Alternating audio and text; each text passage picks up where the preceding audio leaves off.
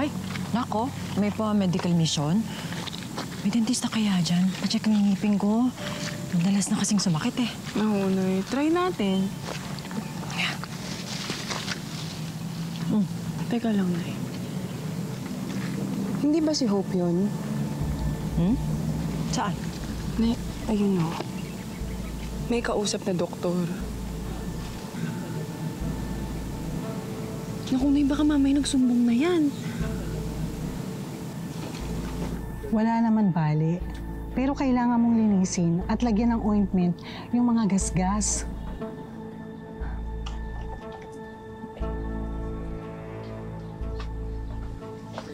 Saan ba nanggaling yung mga sugat mo? Natalisod lang at tukod ko. Eh, yung mga pasa mo,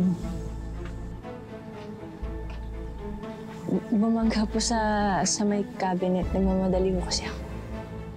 huwag kang matakot, Inin. Hindi mo kailangan magsinungaling. Paano kitang matutulungan? Sige na, Bessie. Maawa ka naman sa sarili mo. Magpakatotoo ka na. Hope?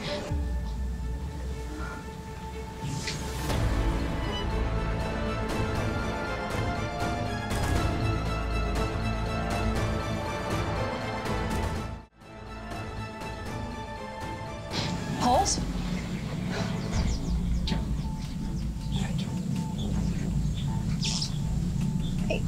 Anak, anong ginagawa mo dito? Ha? Nasaktan ka ba? May masakit ba sa'yo? Anak niyo mo siya? Ampon namin, pero hindi naman namin siya tinatratong iba. Parang kapamilya din namin. Anak, magkasama kayo ng bahay. Pero hindi niyo alam na nasaktan siya? Minsan naman kasi itong batang ito, nagtatago ito sa akin lalo na kapag may masakit sa kanya. Ang hilig naman kasing maglihim nitong batang ito sa akin eh.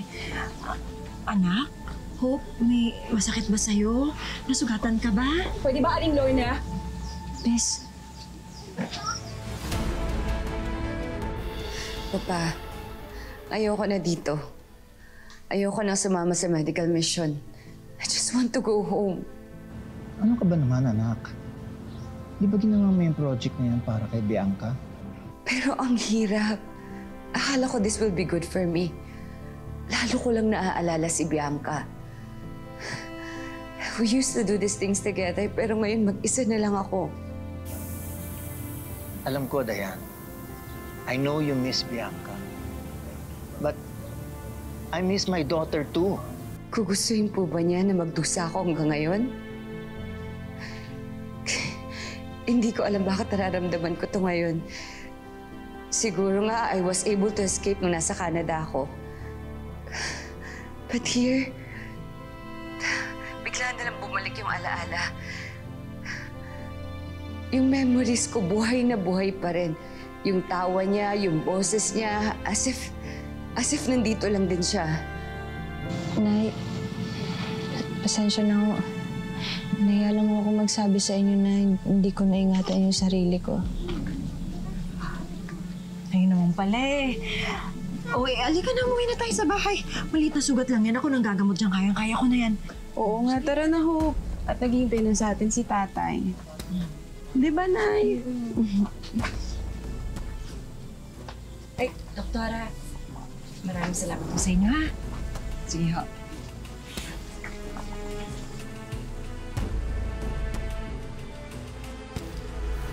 But then, I realized that she's gone. Forever. At hindi na siya babalik. And it hurts all over again. Papa, sobrang sakit. Alam mo, ang laki ng pinagbago mo mula nung nawala yung pamilya mo. Gusto ko sanang bumalik yung dati kong anak. Yung Diana mapagmahal at bukas ang loob sa lahat ng tao. May Diane. Hindi ko na po alam kung mababalik pa po ako sa dati. Nay! Ikaw, Nay! Peste ka talagang babae ka, maldita ka! Wala ka namang kwenta! Masakit po, Nay! Nay, Nay! Nay, tumigil ka na! Ikaw sinusutil mo ako eh!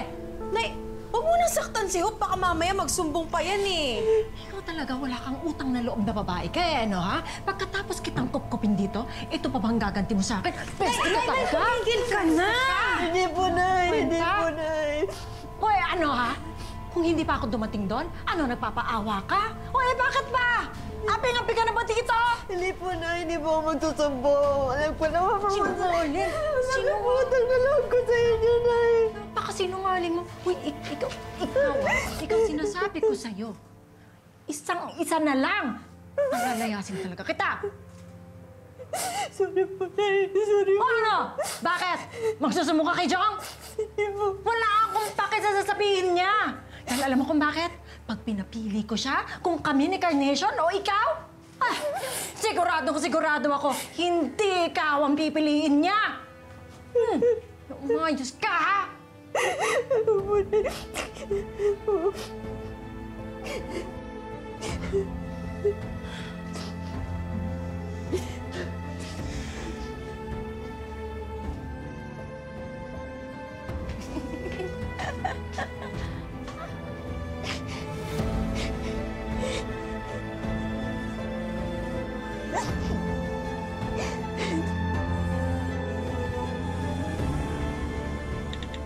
Ang daming babae dyan na gusto kong ilabas. Tapos ikaw ayaw mo?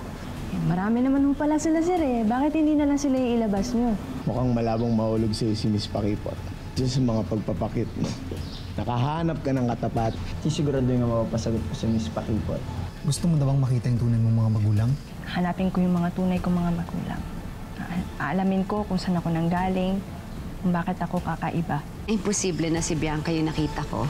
She should have been older. Bianca? Excuse me. Ayoko na dito! Ayoko na dito!